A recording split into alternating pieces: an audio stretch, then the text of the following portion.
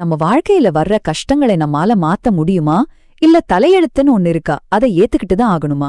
இது மாதிரி கேள்விகள் நம்ம எல்லாருக்குமே வந்திருக்கும். இந்த கேள்விகளுக்கு ஒரு ஆச்சரியமான பதில சொல்ற ஒரு ஜென் கதையை தான் நம்ம இப்ப பார்க்க போறோம். வாங்க இந்த குருவியோட பயணம் நமக்கு என்ன சொல்லிக் கொடுக்குதுன்னு பார்க்கலாம். ஏன் வாழ்க்கையில வலி மட்டுமே இருக்கு, கடவுள் ஏன்னு உயிரோட வச்சிருக்காரு கேக்கும்போதே மனசுக்கு கஷ்டமா இருக்கு இல்லையா? இந்த ஒரு கேள்வியில தான் அந்த சின்ன சிட்டுக்குருவியோட மொத்த விரக்தியும் அடங்கியிருக்கு. இந்த வலியோட ஆழத்திலிருந்து தான் நம்ம கதை ஆரம்பிக்குது. சரி, முதல்ல அந்த சிட்டுக்குருவி ஏன் இவ்ளோ விரக்தியில இருக்குன்னு தெரிஞ்சுக்கலாம்.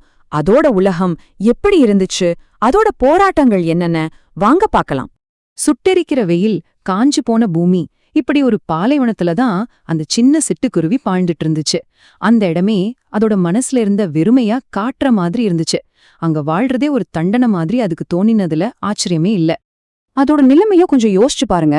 உடம்புல இறகெல்லாம் கொட்டி போச்சு, ரெக்கைகள் இருந்தும் பறக்க முடியல, அவ்வளோ பலவீனமா இருந்துச்சு. ஒரு பக்கம் சாப்பாடோ தண்ணியோ கிடையாது, இன்னொரு பக்கம் பகல்ல தனியா இருக்கணும், ராத்திரியானா பயத்திலேயே கழிக்கணும். உண்மைய சொல்லணும்னா அதோட ஒவ்வொரு நாளுமே ஒரு நரகம் மாதிரி தான் போயிட்டு இருந்துச்சு. இப்படிப்பட்ட ஒரு விரக்தியான சூழ்நிலையில தான் ஒரு நம்பிக்கை கீற்ற மாதிரி ஒரு இளம் துறவி அந்த பக்கமா வர்றாரு. அவர்தான் இந்த கதையில ஒரு பெரிய மாற்றத்தை கொண்டு வர போறார். இப்போதான் நம்ம கதையோட முக்கியமான திருப்பு முனைக்கு வரும். அந்த துறவி ஒரு அறிவுரைய கொண்டு வராரு. அது அந்த சிட்டுக்குருவியோட தலையெழுத்தையே மாத்த போகுது. அப்படி என்ன அறிவுரையா இருக்கும்? அட கடவுளே! குரு சொன்ன இந்த வார்த்தைகளை கேட்டதும் ஒரு நிமிஷம் நமக்குமே குண்டு நின்னு போன மாதிரி இருக்கு இல்லையா? இதுக்கு மேல ஒருத்தருக்கு என்ன கெட்ட செய்தி வர முடியும்? இன்னும் 10 வருஷத்துக்கு இதே கஷ்டம்தானா? ஆனா இங்கேதான் ஒரு ட்விஸ்ட். அந்த மோசமான விஷயத்த சொன்னதுக்கு அப்புறம் குரு ஒரு வழியும் சொல்றாரு. ரொம்ப சிம்பிளான ஆனா கேட்கறதுக்கு ரொம்ப விசித்திரமான ஒரு வழி. அது என்னன்னா நன்றி உணர்வே. சும்மா நன்றி சொல்றதுனால 10 வருஷ கஷ்டம் எப்படிங்க மாறும்? சரி, இப்போ கதையோட அடுத்த கட்டத்துக்கு போலாம். அந்த சிட்டுக்குருவி கொஞ்சம் விசித்திரமா இருந்தாலும் அந்த ஆலோசனைய பின்பற்றி பார்க்க முடிவு பண்ணுது. அதனால என்ன ஆச்சுன்னு பாப்போமா? அந்த சிட்டுக்குருவியோட மன உறுதிய பாருங்க. இனிமே இழக்கிறதுக்கு ஒண்ணுமே இல்லைங்கிற நிலைமையில கேட்கறதுக்கு ஒரு மாதிரி இருந்தாலும் அந்த ஆலோசனைய முழுசா நம்பி செய்ய ஆரம்பிக்குது. அது படுற ஒவ்வொரு கஷ்டத்திலையும் மனசார நன்றி சொல்ல ஆரம்பிக்குது. பலவீனமா உணரும்போது, தாகத்துல தவிக்கும்போது, ஏன் உடம்புலேருந்து இறகு கொட்டும்போது கூட அது எல்லாத்துக்கும் நன்றின்னு சொல்லிக்கிட்டே இருக்கு. இங்கதான் அந்த அதிசயம் நடக்குது.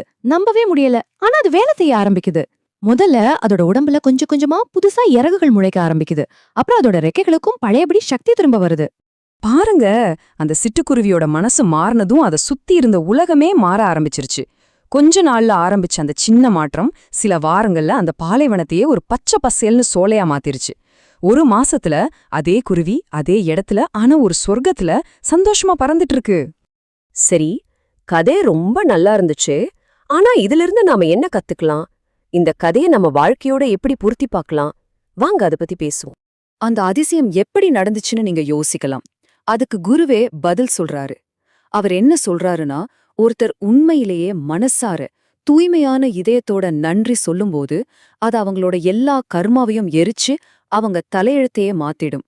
நம்ம வாழ்க்கையிலயும் பாத்தீங்கன்னா கஷ்டம் வரும்போது நம்ம முன்னாடி 2 வழிதான் இருக்கு. ஒன்னு, நடந்ததை நினைச்சு புலம்பிட்டே இருக்கிறது.